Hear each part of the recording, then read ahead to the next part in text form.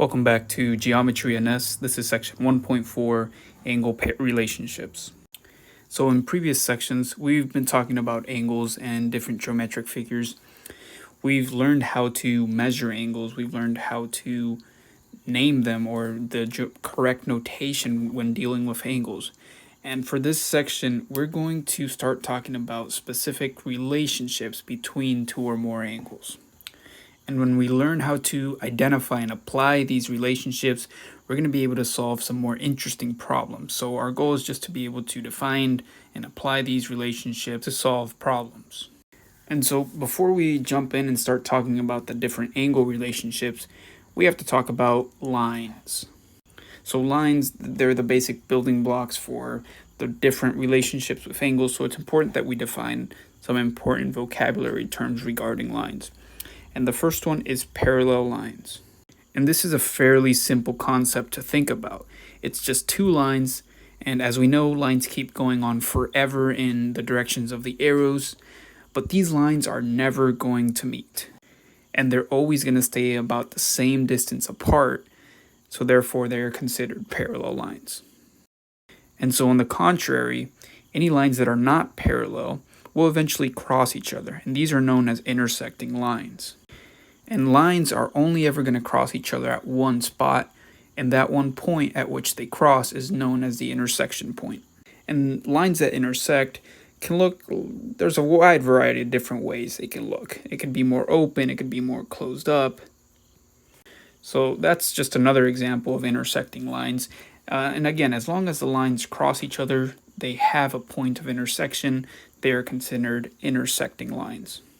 And so with that being said, there is a very special type of intersecting lines that we will be using a lot in this class. This is called perpendicular lines. Perpendicular lines occur when one line is completely vertical, the other line is completely horizontal, and they intersect or they meet at a right angle.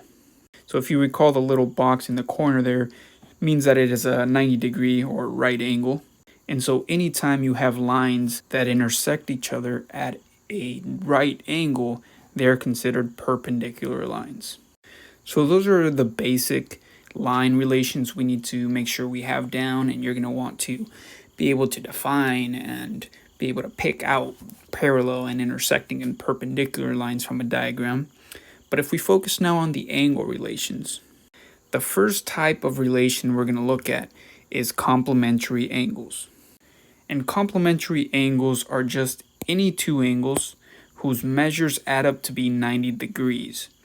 Or in other words, they form a right angle if they are together. Now these two angles may be connected, maybe not. As long as they add up to be 90 degrees or they form a right angle, they are considered complementary angles. So for example, if I have one angle that measures 30 degrees, and I have a second angle that measures 60 degrees, then these two angles are considered to be complementary because 30 plus 60 would give me 90. Together they form a right angle. Now, like I mentioned, these two angles don't have to be disconnected as you see in this first example. They can also be adjacent angles, so they would share a side and a vertex. So essentially, you're taking a 90-degree angle and just adding an additional side to it. And we can call this bottom one 70 degrees, and then this one could be 20 degrees. So once again, 70 and 20 make up 90 degrees, which shows that they are complementary angles. And so the short way of thinking about this is just remembering that complementary angles add up or they form a right angle. And so we have another type of relationship that we want to talk about, and this is supplementary angles. Now, supplementary angles is when, again, you have two angles whose measures add up to be 180 exactly. So they form a straight angle.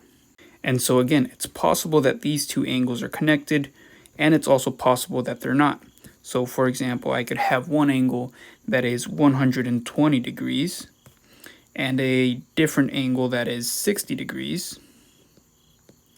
And these two are considered supplementary because 120 plus 60 would give me 180. Likewise, I could have them look a little bit something more like this, where they are connected, they are adjacent angles. And here you can clearly see how they form a straight angle when you put them together. But we could have, for example, 150 degrees and 30 degrees. As long as their measures adds up to be 180, they are considered supplementary angles.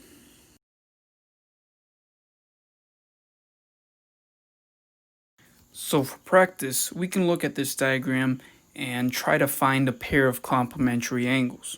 And as we're doing this, you want to keep in mind the naming conventions for angles that we talked about previously. And so when I'm looking for two angles that are complementary, when you put them together, they should form a right angle. So in this diagram, I see I have a right angle here, and because that's a right angle, then the other side also is a right angle. So then I can find two angles now that form or make up a right angle. One of them would be this angle here, which we could call angle CXD. Again, because of those points that are on the sides and the vertex of this angle. And then the other angle that would be complementary to it would be angle BXC. And so notice that when I have BXC and CXD together, they form a right angle, so they are complementary. Likewise, we could look at the same diagram and actually find two pairs of supplementary angles. So now it's angles that form a straight angle. So once again, I could use angle CXD as one of my angles. Then the other angle that's going to help form a straight angle is going to be angle AXC. And so together, those form a supplementary angle, and that would be one of the pairs. And so we would say that angle CXD and angle AXC are supplementary angles. And so likewise, we can find a second pair of angles that are going to form a straight angle. And in this case, it would be the two right angles. So angle BXD and angle AXB together would also form supplementary angles.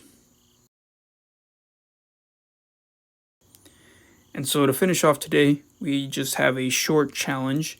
Using digits 0 through 9 at most one time each, fill in the boxes to make the statement true. So blank, blank, and blank, blank are complementary angles, and then you're going to have to find other digits that help you find supplementary angles, but you can only use each of the digits one time.